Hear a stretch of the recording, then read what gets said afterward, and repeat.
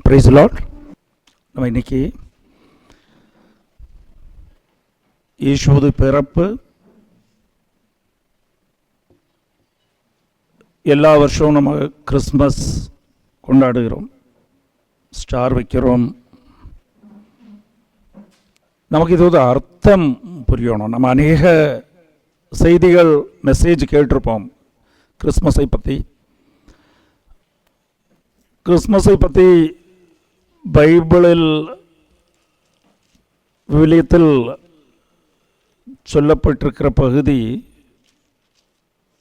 மத்தேயு, லூக்கா எல்லாத்துலேயும் சொல்லப்படுது. நம்ம இன்றைக்கி லூக்காவை தியானிக்கலாம். அப்போ இதில் இயேசு கிறிஸ்துவது மனதை புரிந்து கொள்ளணும்.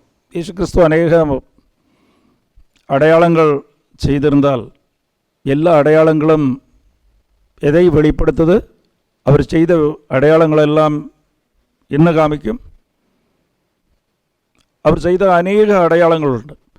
அதோடு மொத்தமாக பார்த்தா அது என்ன காமிக்குதுன்னா, இந்த அடையாளங்கள் எல்லாம் இயேசு கிறிஸ்து கடவுள், கிறிஸ்து கடவுளின் மகன், கடவுளாக இருக்கிறார், அதை தான் குறிக்கிறது. இயேசுவின் மனதை புரிந்து கொள்ளணும். முதல்ல என்னன்னா, கடவுள் எப்போதும் தாமதம் பண்ணுவது எதுக்காகன்னு தெரியுமா?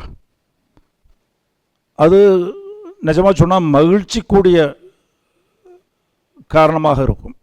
கடவுளை பொறுத்த வரைக்கும் தாமதம் அது ஒரு பெரிய மகிழ்ச்சி. கடவுள் அதை ஆசைப்படுவார். அது கடவுள் ஆசைப்படுறது எதுக்காக, அதை நம்ம தியானிக்கிறோம். யோவான் 11வது அதிகாரம் 5-6 வாசிங்க. மார்த்தாவிடமும் அவருடைய சகோதரியான மரியாவிடமும் லாசரிடமும் இயேசு அன்பு கொண்டிருந்தார். லாசர் நோயுற்றிருந்ததை கேள்விப்பட்ட பிறகு தாம் இருந்த இடத்தில் இன்னும் 2 நாள் அவர் தங்கியிருந்தார். Price the Lord. அது மாதிரி யோவான் 11:15, நான் அங்கு இல்லாமல் போனது பற்றி உங்கள் பொருட்டு மகிழ்கின்றேன்.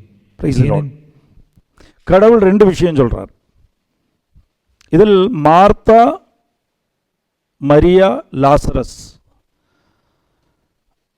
கடவுள் எல்லாருக்கும் ஆறுதலாக இருந்தாலும் கடவுளுக்கு, இயேசு கிறிஸ்துவுக்கு ஆறுதலான வீடு தான் இந்த மார்த்தாவின், மரியாவின் வீடு. ஏது பகுதி எங்கே போனாலும் மரிப்பதற்கு, இயேசு கிறிஸ்து சிலுவையில் மரிப்பதற்கு முதல் நாளும் இந்த வீட்டில் தான் போயிருந்தார். அதேபோல் இயேசு கிறிஸ்து ரொம்ப அன்பு செய்த குடும்பம் இது. மார்த்தா, மேரியும் லாசரஸும். அந்த குடும்பம்னா இயேசு கிறிஸ்து அன்பு செஞ்ச குடும்பம். இயேசு கிறிஸ்து ரொம்ப அன்பு செய்த குடும்பம். அதனால தான் யோவான் 11வது அதிகாரம் 5-6 சொல்லுது, இயேசு கிறிஸ்து அந்த குடும்பத்தை ரொம்ப அன்பு செய்தார், அதனால் இன்னும் 2 நாள் தாமதமாக போனார். அதுதான் விஷயம். கடவுள் நம் ஜபத்துக்கு தாமதம் காமித்தால் அவர் நம்மளை அளவுக்கு அதிகமாய், மற்ற உள்ளவர்களை விட அதிகமாய் அன்பு செய்கிறார். அதான் விஷயம். அதை புரிந்து கொள்ளுங்கள். கடவுள் இங்கே வேணும்னே தாமதமாகிறார். மற்றவர்களை விட அதிகமாய் அன்பு செய்த குடும்பம். அதனால்தான் அவர் மீண்டும் யோவான் 11:5-6 அதுதான் சொல்லுது, மார்த்தா, மரியா அந்த குடும்பத்தை, லாசரஸ் குடும்பத்தை அவர் அதிகமாய் அன்பு செய்தார். அதனால் லாசரஸ் நோயில் இருக்கிறான்னு அறிந்து கொண்டு இன்னும் 2 நாள் தாமதமாக்கினார். அன்பு செய்த நாள் தாமதமாக்கினார். ஏதெல்லாம் நபருக்கு நம்ம ஜபித்தும் பதில் கிடைக்கவில்லையோ, அது தாமதம் ஆகிக்கொண்டு இருக்குதோ, கடவுள் நம்மளை அதிகமாய் அன்பு செய்கிறார். Price the Lord. அதான் கடவுள் 11:15 யோவான் 11:15 சொல்றார், நான் இந்த நிகழ்வு நடக்கும்போது அவருக்கு அவங்களுக்கு எப்போ கடவுளை தேவையோ அந்த தேவைக்கு கடவுள் தாமதம் செய்ததினால் நான் இல்லாத போனதுக்கு நான் மகிழ்கிறேன், நான் மகிழ்ச்சி அடைகிறேன். அப்படின்னா தாமதமாக்குவதும் நம்ம கேட்பதுக்கு பதில் கொடுக்கப்படவில்லைனாலும் கடவுள் அதுக்கு அர்த்தம் ஒரே ஒரு அர்த்தம்தான். நீங்கள் கடவுளுக்கு அன்பானவர்கள், கேட்டவுடனே கிடைப்பதை விட கிடைக்காம இருப்பது, நம்ம என்ன கேட்டாலும் அது தாமதம் அடைந்தால் அதுக்கு பதில் கிடைக்கவில்லை, இன்னும் பிரச்சனை அதிகமாகும். இயேசுவை அவங்க மார்த்தா மரியா தேடும்போது அவங்க சகோதரன் லாசரஸுக்கு ஒருவேளை சாதாரணமான வியாதி தான். அவருக்கு அவங்க 2 பேத்துக்கு எதிர்நோக்கம் இருந்தது. இப்போ வந்துடுவார், இப்போ வந்து கையை தொட்டு தலையை தொட்டால் இல்லை உடலை தொட்டால் வியாதி நீங்கிவிடும். ஆனால் பிரச்சனை இன்னும் அதிகமாகிவிட்டது. நம்ம வாழ்க்கையிலையும் நம்ம இதுபோல் ஏதாவது ஒரு பிரச்சனைக்காக ஜெபிக்கும் போது இன்னும் அதிகமாகும். Price the Lord. பிரச்சனை இன்னும் அதிகமாகும். அது கடவுள் மகிழ்வார். அதுக்கு இயேசு கிறிஸ்து அதான் சொல்கிறார், நான் அங்கே அவங்களுக்கு எப்போ என்னை தேவையோ நான் அங்கே போகாமல் இருந்ததுக்கு நான் மகிழ்கிறேன். அதுக்கு காரணம் என்ன? நான் அவங்களை அன்பு அதிகமாய் செய்கிறேன். Price the Lord. இயேசுவை பொறுத்த வரைக்கும் அதெல்லாம் பிரச்சனையே இல்லை. ஏன்னா லாசரஸ் இறந்து விட்டதுக்கு அப்புறம் இயேசு என்ன சொல்கிறார்? 11:11 அவன் உறங்கி கொண்டு இருக்கிறான். கடவுளை பொறுத்த வரைக்கும் மரணம் வெறும் ஒரு உறக்கம்தான், கூப்பிட்டா எந்திரித்து விடுவான். அப்போ கடவுளுக்கு அது பிரச்சனை இல்லை. அங்கே சிறப்பென்னால் இயேசு கிறிஸ்து தாமதமாவதுக்கு காரணம் அவர் அதிகமாய் அன்பு செய்தார். எங்கே ஏது ஆரை அதிகமாக அன்பு செய்கிறாரோ அங்கே ஜபங்களுக்கு பதில் தாமதமாகும். இன்னும் பிரச்சனையில் தான் முடியும். நம்ம அதுக்கு கவலை கொள்ள வேண்டாம். ஏன்னா இயேசு கிறிஸ்து உடனே வந்திருந்தால் சாதாரணமாக அங்கே என்ன நிகழ்வு நடந்திருக்கும்? வியாதியை நீக்கினார், அதுதான் நடந்திருக்கும். Price the Lord. ஆனால் அன்பானவர்களுக்கு இந்த உலகத்தில் செய்ய முடியாத விஷயங்கள், யாரும் சொன்னாலும் நம்ப முடியாத விஷயங்கள், ஆபுக்கு அதுதான் 1:5, நான் உன் வாழ்க்கையில் செய்ய போகிற விஷயங்கள் யாராலும் நீ சொன்னாலும் நம்ப மாட்டார்கள். அதுதான் அன்பானவர்களுக்கு கடவுள் செய்கிற விஷயம். அது கடவுள் என்ன செய்தார்? தாமதமானார், அங்கே உயர்ப்புண்டாயிற்று. Price the Lord. அது அன்பானவர்களுக்கு மட்டுமே கிடைக்கிற விஷயம். நீங்கள் மரித்து போன விஷயம், அது மரணம் விஷயம், இனி இதுக்கு உயிர்ப்பே இல்லை, இதுக்கு நீ பதிலே கிடையாதுங்கிற விஷயத்தை கடவுள் நீங்கள் நினைத்து பார்க்க முடியாதபடிக்கு இந்த உலகம் அதிசயப்படும் அளவுக்கு கடவுள் செய்வார் தாமதமானவர்களுக்கு. அதுக்கு அர்த்தம் கடைசியில் தான் உங்களுக்கு புரியும். சில விஷயங்கள் நீங்கள் கேட்டால் கிடைக்காத தாமதம் ஆய் வரும்போது நீங்கள் கவலை கொள்ள வேண்டாம், சோர்ந்து போக வேண்டாம். கடவுள் உங்களை அதிகமாய் அன்பு செய்கிறார், நீங்களும் அன்பு செய்யணும் கடவுளை. அதான் விஷயம். Praise the Lord. ஹல்லேலூயா. இப்போ நம்ம இதுக்கு வரலாம். லூக்கா 1வது அதிகாரம் 5-6. நான் பார்த்தீங்கன்னா சக்ரியாவும் எலிசபெத்து பற்றி சொல்லுது. கணவன் மனைவி. சக்ரியா வந்து லூக்கா 1:5-6 வாசிங்க. யூதேய நாட்டில் ஏரோது அரசனாக இருந்த காலத்தில் அபியா வகுப்பைச் சேர்ந்த செக்கரியா என்னும் பெயர் கொண்ட குரு ஒருவர் இருந்தார். அவர் மனைவி ஆரோனின் வழி வந்தவர். Price the Lord. Price the Lord. அதுக்கப்புறம் அவர் பெயர் எலிசபெத்து. அவர்கள் இருவரும் கடவுள் பார்வையில் நேர்மையானவர்களாய் விளங்கினார்கள். ஆண்டவருடைய அனைத்து கட்டளைகளுக்கும் ஒழுங்குகளுக்கும் ஏற்ப குற்றமற்றவர்களாய் நடந்து வந்தார்கள். Price the Lord. இது கவனிச்சு கேளுங்க. இதை நீங்கள் அறிந்து கொண்டால் தான் கிறிஸ்மஸுக்கு ஒரு உணர்வு வேணும். கிறிஸ்மஸ் பண்டிகை வெளியில் இல்லை ஏற்படுவது. கிறிஸ்மஸ் நம்ம தனிப்பட்ட நபருக்கு ஒவ்வொருத்தருக்கும் உள்ளது. என்னுடைய வாழ்க்கையில் இல்லை எனக்குள் கிறிஸ்மஸ் வந்துச்சா இல்லையா, அதுதான் வேணும். இல்லை இந்த டேட்டை பார்த்ததுக்கப்புறம் டிசம்பர் 25 கிறிஸ்மஸ் ஆயிடுச்சுன்னு சொல்கிறதுல அர்த்தம் இல்லை. எனக்கு கிறிஸ்மஸ் ஆயிடுச்சா இல்லையா, இதுதான் டைட்டிலாக வச்சுக்கிடுங்க. Praise Lord. இதுதான் நம்ம தியானிக்க போகிறோம். கடைசியில் இதோட அர்த்தம் உங்களுக்கு புரியும். Praise Lord. அப்போ இதில் சக்ரியாவை பற்றி சொல்லும்போது, சக்ரியா வந்து ஆபியாவின் வகுப்பை சேர்ந்தவர், நீதிமான், கடவுள் பார்வையில் நேர்மை உள்ளவர், நீதி உள்ளவர். அதேபோல் எலிசபெத்து ஆரோனின் வழிமுறையில் வந்தவர். ரெண்டு பேரும் நீதிமான்கள், நேர்மை உள்ளவர்கள். நீதிமான் என்ன? எல்லா கட்டளையும் கீழ்ப்படிகிறவர்கள். அப்போ கடவுள் பார்வையில் உயர்ந்திருக்கிறார், குற்றமில்லாதவர்கள், நேர்மை உள்ளவர்களாக இருக்கிறார். அதுக்கப்புறம் பார்த்தீங்கன்னா லூக்கா 1:7 என்ன சொல்லுது? இத்தனை இருந்தாலும் அவங்களுக்கு ஒரே ஒரு குறைவு தான், குழந்தை இல்லை. Price the Lord. இதுதான் பிரச்சனை. நம்ம வாழ்க்கையிலையும் நம்ம தினமும் திருப்பலிக்கு போவோம், பாவ சங்கீர்த்தனம் பண்ணுவோம், 2 வாரத்துக்கு ஒருக்கா பைபிள் வாசிக்குவோம், எல்லாம் செய்வோம். சர்ச்சுக்கு பணம் கொடுப்போம், ஏழைகளுக்கு உதவி செய்வீங்க. Price the Lord. இது கடவுள் சொல்லுவார், இவங்க எல்லாம் நீதிமான் தான், எல்லாம் செய்கிறாங்க. இதெல்லாம் பழைய ஏற்பாட்டப்படி. புதிய ஏற்பாட்டில் இது மாறிவிட்டது. இயேசு கிறிஸ்து வந்தது புதிய ஏற்பாட்டுக்காக. இது பழைய ஏற்பாட்டில் எல்லாம் நீதிமானாக இருப்பார்கள். நம்ம எல்லாம் பழைய ஏற்பாட்டில் வாழ்ந்து கொண்டு இருக்கிறோம். இயேசு கிறிஸ்து அங்கிருந்து சொல்லுவார், இதெல்லாம் சரிதான், ஆனால் உங்களுக்கு குழந்தை இல்லை. ஒவ்வொருத்தரையும் கண்டு சொல்லுவார்கள். நம்ம குழந்தைகளை பார்த்து குழந்தை உண்டு இல்லை, குழந்தை இல்லை. குழந்தைன்னு சொன்னால் என்ன? ஒரு ஆணும் பெண்ணும் திருமணம் முடிந்து விட்டால் பலன் கொடுப்பது என்ன? குழந்தை. Price the Lord. நீங்கள் பலன் கொடுக்கவில்லை. Price the Lord. You are not bearing fruit. அப்படின்னா ஒரு மரம் வைத்து மரமாச்சுன்னா அது என்ன பலன் கொடுக்கணும் இல்லையா?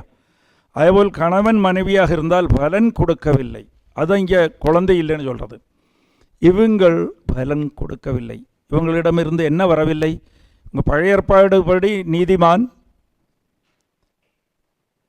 குருவாக இருக்கிறார், சக்ரியா குருவாக இருக்கிறார், எல்லாம் செய்கிறார். கடவுள் பார்வையில் பழைய ஏற்பாடெல்லாம் கீழ்ப்படுகிறார்கள், வாசிக்கிறார்கள், எல்லாம் செய்கிறார்கள். ஆனால் பலம் கொடுக்கவில்லை.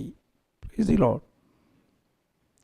நம்மளும் சர்ச்சுக்கு போகிறோம், எல்லாம் செய்கிறோம், என்ன பண்ணாலும் நம்ம பலன் கொடுக்குறோமா? அப்போ கடவுள் சொல்லுவார், பலன் கொடுக்கறதுனா என்ன? உங்கள் இதயத்திலிருந்து அன்பு பிறக்குதா இல்லையா? அன்பு பிறக்க செய்யணும், அதான் பலன் கொடுக்கணும். பரிசுத்தாவின் கனிகள் எல்லாமே, அந்த கனிகளை எல்லாம் ஒன்றா சேர்த்தனா என்ன வரணும்? அன்பு வரணும். அதுதான் நம்ம 9 கனிகள் எல்லாம் சொன்னோம் இல்லையா அன்னைக்கு? அதெல்லாம் ஒன்றா சேர்த்து பார்த்தா அதுக்குள்ளே இருந்து என்ன வரணும்? அன்பு வரணும். நம்ம ஒருத்தன் கை நீட்டி நம்மகிட்ட பணம் கேட்குறான். சில நேரத்தில் நம்ம 100 ரூபா கொடுப்போம், 50 ரூபா கொடுப்போம், 10 ரூபா கொடுப்போம். அப்போ ஏழைக்கெல்லாம் நம்ம செய்கிறோன்னு சொன்னால், பழைய ஏற்பாட்டில் ஏழைக்கு உதவி செய்யுங்கள். புதிய ஏற்பாட்டில் கடவுள் என்ன சொல்லியிருக்கிறார்?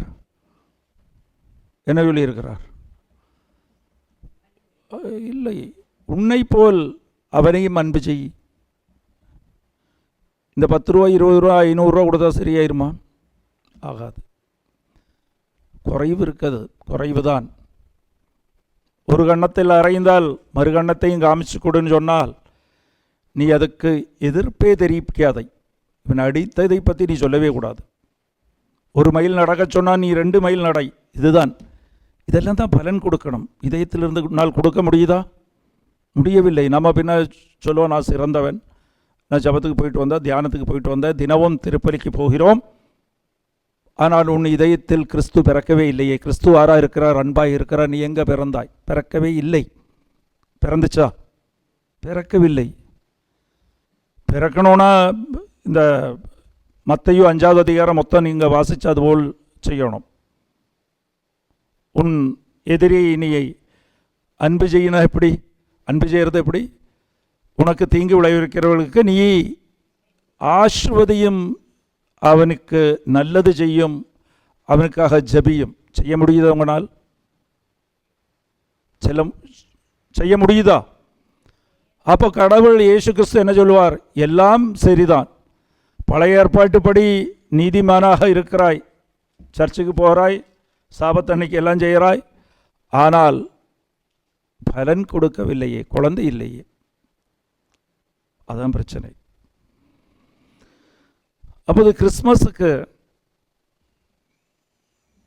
கிறிஸ்துவர் வாழ்க்கையில் எப்போதெல்லாம் உங்களால் கிறிஸ்து உங்கள் இதயத்தில் பிறக்கச் செய்ய முடியுமோ அன்னைக்கெல்லாம் நீங்கள் உங்களுக்கு உங்கள் வாழ்வில் கிறிஸ்மஸ் தான். இல்லாமல் கிறிஸ்து என்னைக்கோ பிறந்தார், அது அந்த நாளும் அந்த நேரத்தையும் வைத்து நம்ம கிறிஸ்மஸ் கொண்டாடுகிறோன்னு சொன்னால் இல்லை, ஒரு அர்த்தம் இல்லை. அப்போ பலன் கொடுக்கணும். இவங்களால் பலன் கொடுக்க முடியவில்லை.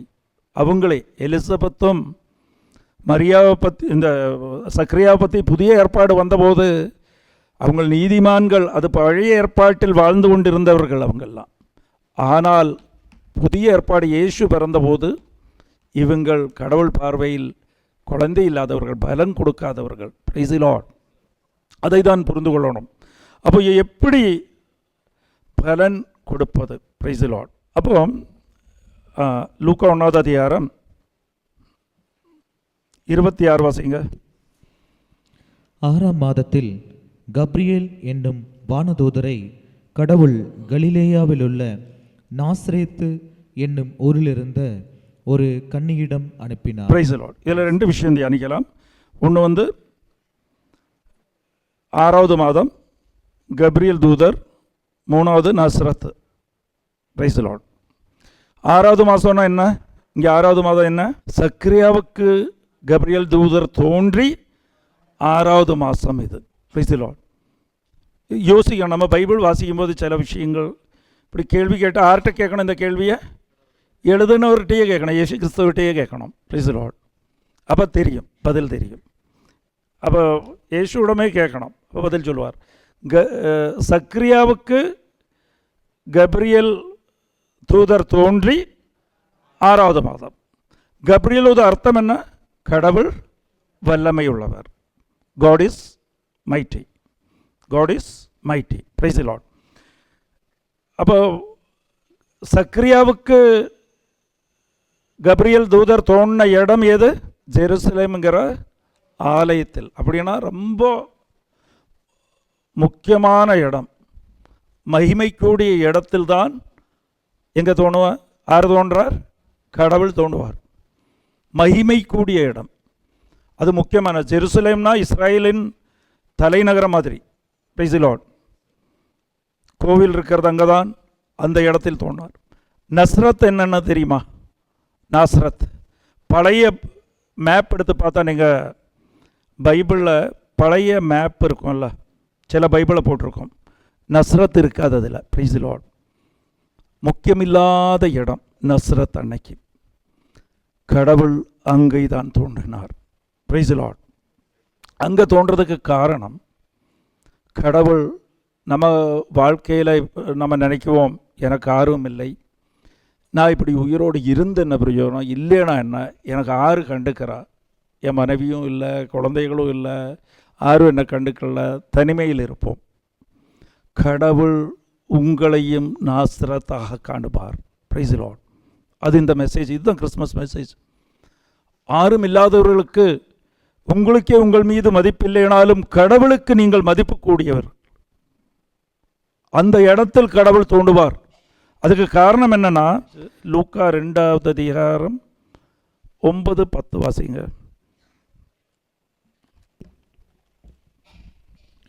திடீரென ஆண்டவருடைய தூதர் அவர்கள் முன் வந்து நின்ற பொழுது ஆண்டவரின் மாட்சி அவர்களை சுற்றி ஒளிர்ந்தது. மிகுந்த அச்சம் அவர்களை ஆட்கொண்டது. வானதூதர் அவர்களிடம், அஞ்சாதீர்கள், இதோ எல்லா மக்களுக்கும் பெரும் மகிழ்ச்சியூட்டும் நற்செய்தியை உங்களுக்கு அறிவிக்கின்றேன். இது யாரை பற்றி சொல்லுது? முதலில் இந்த செய்தி கொடுக்கப்பட்டதா இருக்கு, ஆட்டு இடையருக்கு முதலில் செய்தி கொடுக்கப்பட்டது. இயேசுவது பிறப்பு முதல் செய்தி கொடுக்கப்பட்ட இந்த உலகத்திலேயே முதல் செய்தி யாருக்கு கொடுக்கப்பட்டது? ஆட்டு இடையர். எதுக்காக? ஆட்டு இடையருக்கு முதல் செய்தி கொடுக்கப்பட்டது. முதல் செய்தி அவங்களுக்கு தான். கடவுள் பார்க்கறது எப்படின்னா, இந்த ஆட்டு இடையர்கள் எப்படின்னா, ஊர் உலகத்தை விட்டு போனால் அவங்க இப்படி பாலைவனத்துக்குடி இப்படி ஆடை மேய்ச்சிக்கிட்டு ஒரு காலமும் ஊருக்கு போகவே மாட்டார்கள். அவங்களுக்கு ஒரு செய்தியும் கிடைக்கிறதுக்கு ஒரு வாய்ப்பும் இல்லை. நற்செய்தி அவங்களுக்கு கிடைக்காது. உலகத்தில் உள்ள எல்லாருக்கும் கிடைக்கும், ஆனால் இவங்க எங்கே இருக்காங்கன்னு தெரிய போகிறதில்லை. இவங்க ஒரு காலம் இயேசுவது பிறப்பை அறிய போவதில்லை. அதனால் கடவுள் என்ன செய்தார்? இந்த நற்செய்தி இந்த உலகத்தில் எல்லா மக்களும் அறியப்படணுங்கிறது கடவுளின் விருப்பம். அதனால்தான் முதலில் செய்தி ஆருக்கு இந்த நற்செய்தி கிடைக்காதோ, அவங்களுக்கு அதை கிடைப்பதற்கு வாய்ப்பில்லையோ, அவருக்கே அது கொடுக்கப்பட்டது. Price the Lord. ஆட்டு இடையன்மார், அந்த ஆட்டு இடையனுக்கு ஒரு காலமும் செய்தி கிடைக்காது. ஏன்னா அவன் சுற்றி கொண்டே இருப்பான், அவனுக்கு நியூஸே கிடைக்காது. இப்படி ஒரு சம்பவம் நடந்துச்சா, இப்படி ஒரு விஷயம் இருந்ததான்னு அவனுக்கு ஒரு காலமும் தெரியாது. அது ஆனால் கடவுளுக்கு இது கடவுளின் திருவுளம் என்ன? ஒரு ஆளு கூட நற்செய்தி அறியாமல் போகக்கூடாது. அதில் ஆருக்கு கிடைக்காம போகுதோ அவங்களுக்கு தான் முதலில் கடவுள் தோன்றி அந்த செய்தியை சொன்னார். Price the Lord. அதுக்கப்புறம் நல்ல செய்தி தானே, மகிழ்ச்சிக்கான செய்தி தானே கடவுள் சொன்னார், வானதூதர் சொன்னார். ஏவாள் பொய்யான செய்தியை நம்பினார். பொய்யான செய்தி சொன்னதுக்கு காரணம் என்ன? அது அகங்காரத்தினால் பொய்யான செய்தியை சொன்னார். பொய்யான செய்தியை நம்பும் போது அது நாசத்துக்கு போகும். அங்கிருந்து தான் அந்த உலகத்தில் பாவம் பிறந்தது. ஆனால் இங்கே உண்மையான செய்தியை சொல்லி அந்த உண்மையை நம்பின போது இந்த உலகத்துக்கு ரட்சிப்பு உண்டாச்சு. Price the Lord. அப்படின்னா பைபிள் வார்த்தையை யாரு கண்மூடித்தனமாக நம்புகிறீர்களோ உங்கள் குடும்பத்தில் உங்கள் வாழ்க்கையில் ரட்சிப்பு தொடங்கும். அதை வைத்து பிரைஸ் தி லார்ட். வசனம் கேட்கும்போது இதுதான் உண்மையான, இந்த உண்மை வசனத்தை கேட்டு வாசித்து உங்களுக்கு புரிஞ்சாலும் புரியலாலும் வாசியுங்கள். அங்கே ரட்சிப்பு தொடங்கும் உங்கள் குடும்பத்தில். அப்போது தொடங்கும். பொய்யான வார்த்தைகள், மூட நம்பிக்கையை எங்கே நீங்கள் கேட்கிறீர்களோ அதன் முடிவு அழிவாகத்தான் இருக்கும். Praise the Lord. ஹல்லேலூயா. அது ஆறு சொன்னாலும் சரி, ஏது புத்தகத்தில் சொன்னாலும் சரி, அதில் பொய்யுண்டா அழிவு உறுதி. Price the Lord. இது கண்மூடித்தனமாக நீங்கள் நம்புங்கள். ரட்சிப்பு உறுதி. இது கடவுள். இதுதானே ரட்சிப்புக்கு காரணம் என்ன? மாதா இந்த உலகத்துக்காக அந்த வார்த்தையை நம்புகிறார்கள். Price the Lord. ஆனால் அவங்க என்ன செய்தார்கள்? டிஸ்டர்ப்டு இல்லையா, கலங்கினார்கள். அப்போ இந்த வார்த்தை சொல்லும்போது அருள் நிறைந்த மரியே வாழ்க, ஆண்டவர் உன்னோடு என்று சொன்ன உடனே அவங்க பயப்பட வேண்டிய தேவையில்லை, தயக்கம் கொள்ள வேண்டிய தேவையில்லை இல்லையா. நம்மளை பொறுத்த வரைக்கும் நம்ம என்ன சொல்லுவோம்? பயப்பட வேண்டாம், இதுக்கு எதுக்கு டிஸ்டர்ப்ட் ஆகணும்? காரணம் என்ன? Price the Lord. காரணம் என்ன? Price the Lord. காரணம் என்ன? இதே விஷயம் சக்கரியாவும் செய்தா. அப்படி இது எப்படி நிகழும்? அது மட்டும் இல்லை, பயந்தா அப்படி. ஆனால் அதுக்கும் இதுக்கும் வித்தியாசம் உண்டு. சக்கரியா நம்பாமல் பயந்தா அப்படி, இது பயந்தா அப்படி. என்ன விஷயம்? அதான் நம்பினாங்க, ஆனாலும் அவங்களுக்கு டிஸ்டர்பன்ஸ், அச்சம். இது காரணம் என்ன? இதில் என்னன்னா இறைவார்த்தை என்னன்னா கடவுளின் வாக்கு தத்துவம். வாக்கு தத்துவத்தை எப்போதும் நம்மளும் அச்சத்தோடு அதை கேட்கணும். பைபிள் வாசிப்பதெல்லாம் அச்சத்தோடு வாசிப்பணும். அது என்ன காரணம்னா, மாதா கலங்கினதுக்கு காரணம் தாழ்மையாய் அருள் நிறைந்த மரியேன்னு சொல்லும்போது, நான் இதுக்கு தகுதி இல்லாதவள் கடவுளை. Price the Lord. ஆண்டவர் உன்னுடைய சொல்லும்போது நான் தகுதி இல்லை இதுக்கெல்லாம். அதுதான் இப்போ கடவுள் சொல்கிறார், நான் உன்னோடு இருப்பேன், இந்த உலகம் முடியும் வரை நான் உன்னோடு இருக்கேன், நீ எதுக்கும் கவலை கொள்ளாதே நம்மளோடு சொல்லும்போது, ஒவ்வொரு வார்த்தையும் வாக்குத்தத்துவம் நம்மளோடு இருக்கும்போது, நீ பயப்படாதுன்னு சொல்லும்போது, கடவுளே நான் என்ன நல்லதை செய்தேன், நான் தகுதி இல்லாதவன் அல்லவா. எசையா 66:2 வாசிங்க. எளியவரையும் உள்ளம் வருந்துபவரையும் என் சொல்லுக்கு அஞ்சுபவரையும் நான் கண்ணோக்குவேன். இன்னொரு தடவை.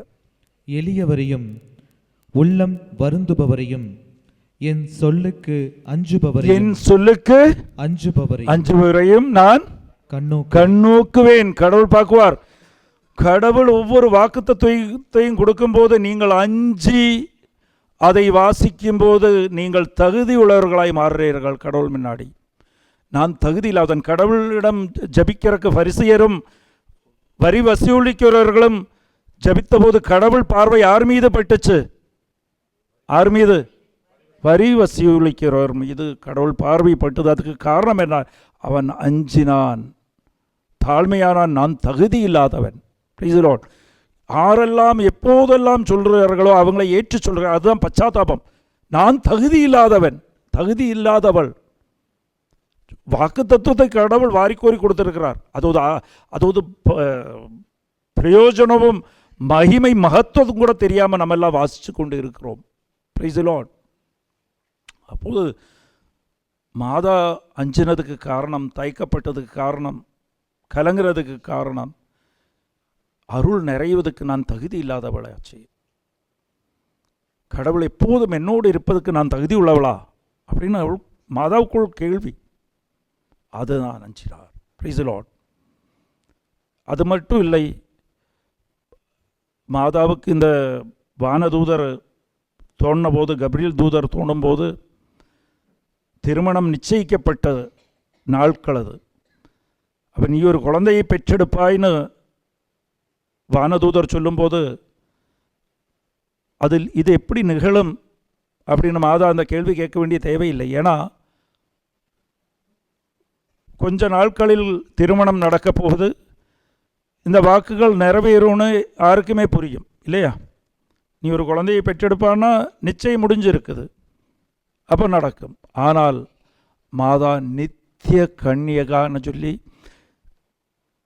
ஒரு காலமும் திருமணம் நடந்தால் அந்த காலத்தில் அது ஒரு விரதமாக இருந்தது, ஒரு உபவாசமாக இருந்தது. நித்தியமாக நான் கன்னியாக இருக்குவேன்னு தன்னுடைய கர்ப்பத்தை கடவுளுக்கு ஒப்பு கொடுத்தது தான் மாதா. அதான் எப்பவும் நித்திய கன்னிகையாய் இருக்கிறார் மாதா. அதனால் தான் சொல்கிறாள், நான் புருஷனை ஒரு காலம் அறியப்போவதில்லையே, எப்படி இது நிகழும்? அப்படின்னா நான் எப்படி பலன் கொடுப்பேன்? Price the Lord. பலன் கொடுப்பதுக்கு சிலவங்க நினைப்பாங்க, என் வாழ்க்கை பூர்த்தீகரிக்கப்படணும்னால் எனக்கு இந்த வேலை கிடைக்கணும், இல்லை இந்த இடம் விற்கணும், இல்லை இந்த வியாதி நீங்கணும், இல்லை இவனையே எனக்கு கணவனாக கிடைக்கணும், இல்லை இந்த பிஸ்னஸ் வளரணும், அப்போத்தான் நிகழும்னு. இதெல்லாம் தேவையில்லை. இதை எப்படி நிகழும்னு கேட்கும்போது கடவுள் சொல்கிறார், பரிசுத்த ஆவி உன் மீது நிறையும் போது இது நிகழும். எனக்கு இங்கேருந்து டிரான்ஸ்ஃபர் கிடைக்கலன்னா இனி எப்படி என்னால் இங்கே வாழ முடியும்? இந்த வேலை என்னால் செய்ய முடியாது, இந்த குடும்பத்தை என்னால் ஓட்ட முடியாது, எனக்கு வேலைக்காரி இல்லை, அதில் அது இல்லை, எங்கள்கிட்ட பணம் இல்லை, எனக்கு வல்லமை இல்லை ஒரு விஷயம் செய்வதற்கு. இது எப்படி நிகழும்? நான் எப்படி பலனை கொடுப்பேன்? உன்னால் கொடுக்க முடியாது. உன்னால் கோபத்தை கூட அடக்க முடியாது, உன்னால் மன்னிக்க முடியாது, உன்னால் வெறுப்பை போக்க முடியாது. இதெல்லாம் இருந்துச்சுன்னா நீ பலன் கொடுக்க முடியாது, குழந்தை உனக்கு பிறக்காது. பலன் கொடுக்கணும்னா நீ என்ன செய்யணும்? பலன் கொடுக்கிறவர்களாய் மாறணும்னா உன்னிடத்திலிருந்து அன்பு பிறக்கணும். உன்னால் முடியாது. அன்பு பிறக்கணும்னால் மாதா தான் கேட்குறாங்க, இது எப்படி நிகழும்? நான் எப்படி பலனை கொடுப்பேன்? ஏன்னா நான் புருஷனை அறியப்போவதில்லையே, ஒரு காலம் அறியப்போவதில்லையே. அப்போ நம்ம வாழ்க்கையிலையும் இருக்குது, என்னால் இந்த கோபத்தை போக்க முடியாது, இந்த கணவன் மீது எனக்கு எப்போதும் வெறுப்பாச்சு, இவனோட செயல் என்னை ஒரு காலமும் என்னால் மன்னிக்க முடியாது, இல்லை இந்த மனைவியை மன்னிக்க முடியாது, இந்த பக்கத்து வீட்டுக்காரங்க எப்படி இருக்கும்போது அவங்கள எப்படி மன்னிக்கிறது? எப்போதும் அவமானப்படுத்துகிறார்களே, எப்படி நிகழும்? எப்படி நான் பலன் கொடுப்பேன்? எப்படி என்னில் அன்பு பிறக்கும்? பரிசுத்த ஆவி உன் மீது வரும்போது இது பிறக்கும். Praise the Lord. ஹல்லேலூயா. அப்போது பரிசுத்த ஆவி வருவதற்கு நம்ம என்ன செய்யணும்? எப்படி பிறக்க செய்யணும்? அப்போ இயேசு எங்கே பிறந்தார்? லூக்கா 2வது அதிகாரம் 1-7 வரை வாசிங்க. அக்காலத்தில் அகஸ்து சீசர் தம் பேரரசு முழுவதும் மக்கள் தொகை கணக்கிடுமாறு கட்டளை பிறப்பித்தார். அதன்படி சிரியா நாட்டில் குரோனியு என்பவர் ஆளுநராய் இருந்தபோது முதல் முறையாக மக்கள் தொகை கணக்கிடப்பட்டது. தம் பெயரை பதிவு செய்ய அனைவரும் அவரவர் ஊருக்கு சென்றனர். தாவீதின் வழிமரபினரான யோசேப்பும் தமக்கு மனம் ஒப்பந்தமான மரியாவோடு பெயரை பதிவு செய்ய கலிலேயாவிலுள்ள நாசரேத்து ஊரிலிருந்து யூதேயாவிலுள்ள பெத்லஹேம் என்ற தாவீதின் ஊருக்கு சென்றார். மரியா கருவுற்றிருந்தார். அவர்கள் அங்கு இருந்த பொழுது மரியாவுக்கு பேறுகாலம் வந்தது. அவர் தம் தலைமகனை பெற்றெடுத்தார். விடுதியில் அவர்களுக்கு இடம் கிடைக்கவில்லை. எனவே பிள்ளையை துணிகளில் பொதிந்து தீவன தொட்டியில் கிடத்தினார். Price the Lord. இல்லை, 2 விஷயம் இருக்குது. தீவன தொட்டியில் அப்படின்னா புல்கூடு இல்லையா? புல்கூட்டில் குழந்தை பிறந்தது. இயேசு கிறிஸ்து பிறந்தது எங்கே? புல்கூட்டில். அப்போது இது லூக்கா 2வது அதிகாரம் 12வது வசனம் வாசிங்க. குழந்தையை துணிகளில் சுற்றி தீவன தொட்டியில் கிடத்தி இருப்பதை காண்பீர்கள், இதுவே உங்களுக்கு அடையாளம் என்றார். வானதூதர் இடையர்களுக்கு தோன்றி சொன்ன அடையாளம் இயேசுவின் அடையாளம். இயேசு பிறந்த அடையாளம் என்ன? அவனை தீவன தொட்டியில் புல்கூடில் மேஞ்சரில் காண்பீர்கள். தீவன தொட்டிக்குள் காண்பவர்கள் ஆரோ அவர்தான் இயேசு. Price the Lord. அப்போ இங்கே சென்சஸ் நடந்துச்சு. சென்சஸ் எப்படி நடக்கும்? சென்சஸ் எப்படின்னா உலகமுள்ள எல்லாம் இல்லை, யாரெல்லாம் ரோமா சாம்ராஜ்யத்துக்குள் உள்ளார்களோ அவங்கெல்லாம் பேர் கொடுக்கணும். ரோமா தானே அங்கே அரசாக இருந்தார். அரசியல் செய்து கொண்டிருந்தது ரோமா. அப்போது பேர் கொடுப்பதற்கு மாதாவும் ஓசை பிதாவும் போனாங்க. போகும்போது என்னாச்சுன்னா, சாதாரணமாக மாதாவை இதில் கொண்டு போனாங்க, கழுதையில் தானே. அவங்கள்ட்ட வறுமை தானே, கழுதை தான் இருந்தது, கழுதையில் கொண்டு போவாங்க. எல்லாரும் என்ன செய்வாங்கன்னா, தூர பயணம் செய்யும்போது விடுதியில் தங்குவார்கள். இந்த தீவன தொட்டின்னு சொல்கிறது என்னென்னா, அவங்க வர்ற குதிரை, ஆடு, ஒட்டகத்தை கட்டி வைக்கிற இடம். அங்கே கட்டி வைத்து அவங்க விடுதியில் போய் தங்கிட்டு ஓய்வு எடுத்துக்கொண்டு திரும்ப வந்து அவங்க கட்டி இருக்கிற அந்த ஆடு மாடுகளை எடுத்துக்கொண்டு போவார்கள். இப்போ அது என்னென்னா, லாட்ஜ் எல்லாமே ஃபில் ஆயிடுச்சு. இவங்ககிட்ட இருந்ததே நான்ஏசி ரூம்க்கு உள்ள காசு, இந்த டார்மெட்ரிக்கு உள்ள காசு தான் இருக்கும். அங்கெல்லாம் விஐபிஸ் வந்து அதெல்லாம் ஃபில் பண்ணி, குதிரையில் வந்தவங்க, அவங்க ஆடு மாட்டு வண்டியெல்லாம் கட்டிட்டு வந்தவங்க எல்லாம் காசு வாங்கி, அங்கே என்னாச்சு, அங்கே பிரசவ வேதனை வந்தோடனே அங்கே போய் ரூம் கேட்டப்போ ரூம் இல்லை. பின்ன இவங்க கழுதையை எங்கே கட்டி வச்சுருந்தாங்க, கட்டி வச்சுட்டு இல்லவா ரூமு, ரிசப்ஷனில் போய் ரூம் கேட்பாங்க. ரிசப்ஷன் போனப்போ ரூம் இல்லைன்னு சொன்னாங்க. Price the Lord. ஃபுல்லாகிருச்சு அது. அப்போ ஃபுல்லானோன்னு எங்கே சொன்னாங்க, கழுதை எடுக்க போய் அந்த இடம் தான் அவங்களுக்கு காலி. அப்படி தான் அங்கே பிரசவம் நடக்கிறது. Price the Lord. இல்லாமல் அவங்களுக்கு யாராச்சும் கூட்டிகிட்டு போய் தான் இதுதான் இடம் அப்படின்னெல்லாம் சொல்லி இங்கே தான் இடம் கிடச்சிது அப்படியெல்லாம் இல்லை. லாட்ஜில் போய் ரூம் கேட்டாங்க, அங்கே இருக்கிறதே ஒரே லாட்ஜு தான், கிடைக்கல. இவங்ககிட்ட இருந்தால் பணமே சின்னதான். இப்போ கழுதையை கட்டி வச்ச இடம், அநேகம் பேர் ஆடு மாடுகளெல்லாம் கட்டி வச்சுட்டு தள்ளவா அங்கே போவாங்க. அப்போ அங்கே போய் இருந்தால் அங்கே தான் பிரசவம் நடந்தது. அப்போ இந்த புல்கூடுங்கிறது என்ன? இந்த தீவனப்பெட்டிங்கிறது அதுக்கு என்ன அடையாளம்னா, மாதா அங்கே என்ன செய்தாங்க, ஏது நிலையையும் நான் ஏற்றுக்கொள்வேன். Praise the lord. No complaints. அப்போது தான் இயேசு பிறந்தார். இல்லை நான் இங்கே பிரசவம் கொடுக்க மாட்டேன், எனக்கு இங்கே பிரசவத்துக்கு ஆகாது, எனக்கு ரூமு தான் வேணும், என்னாச்சும் சொல்லி ரூம் வாங்கி கொடுங்கன்னு சொன்னால் நடந்திருக்காது. அங்கே இருந்த இடம் கழுதையை கட்டி போட்ட இடம். கழுதையை கட்டி போட்ட இடமா இருந்தாலும் சரி, மாடு கட்டி போட்ட இடமா இருந்தாலும் சரி, எதுவாக இருந்தாலும் சரி, இங்கே it is okay for me. அப்படி உங்கள் வாழ்க்கையில் எப்போது நீங்கள் குற்றம் சொல்லாமல் கிடைப்பதை ஏற்றுக்கொள்கிறீர்களோ அப்போது பரிசுத்த ஆவி உங்கள் மீது இறங்கும், இயேசு பிறக்குவார். அதுதான் இது கடவுளுக்கு தெரியும். கடவுள் முன்கூட்டியே தாழ்மையான புல்கூட்டை அங்கே ஏற்பாடு செய்து வைத்தார். அடையாளம் இயேசு எங்கே பிறக்குவார்? ஏது நிலையையும் ஏது இதயம் ஏற்றுக்கொள்ளுதோ அந்த இதயத்தில் இயேசு பிறக்குவார். அதனால்தான் இடையர்களுக்கு வானதூதர் கடவுள் சொன்னார், இதுதான் உங்களுக்கு அடையாளம், இயேசு பிறப்பது எங்கே? உங்கள் தீவன தொட்டிக்குள் தான் பிறக்கிறார். அதுதான் அடையாளம். உங்களுக்கும் அடையாளம் என்ன? இயேசு என் இதயத்தில் பிறந்து விட்டார்னால் எனக்கு எது மீதும் ஒரு குற்றம் இல்லை, ஏது நிலையும் நான் ஏற்றுக்கொள்வேன். எனக்கு கீழே தரையில் படுக்க முடிந்தாலும், இந்த நேரம் உணவு கிடைக்கவில்லைனாலும், கஞ்சி தான் கிடைக்குதுனாலும், டிரைவர் இல்லைனாலும் சரி, யாரும் உன்னை உதவி செய்யறதுக்கு இல்லைனாலும் சரி, எனக்கு ஐ ஆம் content with what I have. நான் திருப்திப்படுகிறேன், எனக்கு எது உள்ளதோ அதில் நான் திருப்திப்படுகிறேன் நான் சொல்லும்போது அது அந்த தீவன தொட்டியாய் நீ மாறுகிறாய். அந்த தீவன பெட்டிக்குள் இயேசு பிறக்குவார். பிலிப்பியர் 4வது அதிகாரம் 11-12. எனக்கு ஏதோ குறைவாய் இருப்பதால் இவ்வாறு சொல்கிறேன் என நினைக்க வேண்டாம். ஏனெனில் என் நிலையிலும் மன நிறைவோடு இருக்க ஏது நிலையிலும் மன நிறைவோடு இருப்பதற்கு நான் கற்றுக்கொள்கிறேன். அது எப்போ சொல்கிறார்? அது போலடியார் சொல்லுவது எப்போது சொல்லுவது? இயேசு பிறந்ததுக்கு அப்புறம். இயேசு பிறந்து விட்டார். இயேசு பிறக்கணும்னால் நீ குற்றம் சொல்லி கொண்டிருந்தா, என்னால் இது முடியாது, எனக்கு இது இல்லை, எனக்கு அது இல்லை, எனக்கு மட்டும் ஏன் இந்த பிரச்சனை சொன்னால், ஒரு காலமும் உன் இதயத்துக்குள் உனக்கு கிறிஸ்மஸ் கிடையாது. இயேசு பிறக்கவில்லை. இயேசு உன் வாழ்வில் பிறக்கணும்னால் நீ புல்கூடாக மாறணும், தீவன தொட்டியாக மாறணும், ஆடு மாடு படுக்கிற இடமாக மாறணும். ஏது சூழ்நிலையிலையும் எல்லாத்தையும் நான் ஏற்றுக்கொள்வேன். அப்போது இயேசு உன் வாழ்க்கையில் பிறக்குவார்.